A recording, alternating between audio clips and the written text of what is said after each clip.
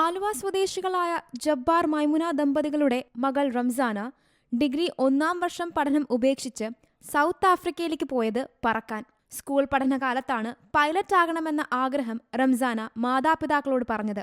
എന്നാൽ സാമ്പത്തിക പ്രശ്നങ്ങളെ തുടർന്ന് BSc പഠനത്തിലേക്ക് തിരിഞ്ഞു. ലോക്ക്ഡൌൺ സമയത്ത് മനസ്സിൽ സൂക്ഷിച്ച ആഗ്രഹത്തിന് ചിറകേകാൻ ഇന്ത്യയിലും വിദേശത്തുമുള്ള സാധ്യതകളെക്കുറിച്ച് മനസ്സിലാക്കി.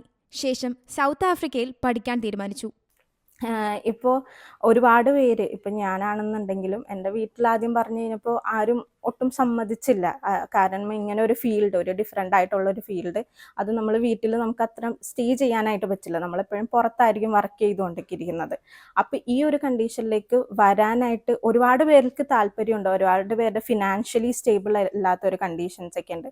സോ ആ ഒരു കണ്ടീഷൻസിൽ എനിക്ക് ഏറ്റവും കൂടുതൽ വരുന്ന പെൺകുട്ടികളോടും ഈവൻ ആൺകുട്ടികളോടും പറയാനുള്ളത്, നിങ്ങൾക്ക് അതിനൊരു പാഷൻ ഉണ്ടെങ്കിൽ മസ്റ്റായിട്ടും ഇതിലേക്ക് ഇറങ്ങണം. കാരണം നമുക്ക് എന്തായാലും ഏതൊരു ഫീൽഡിലാണെന്നുണ്ടെങ്കിലും നമുക്ക് ചാലഞ്ചസ് ഉണ്ടാകും.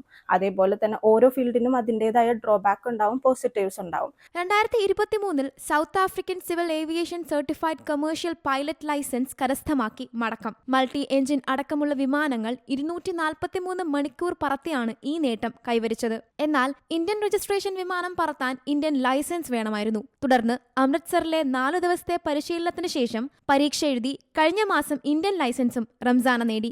ഇനി പാസഞ്ചർ വിമാനം പറത്താനുള്ള ചുവടുവയ്പിലാണ് റംസാന.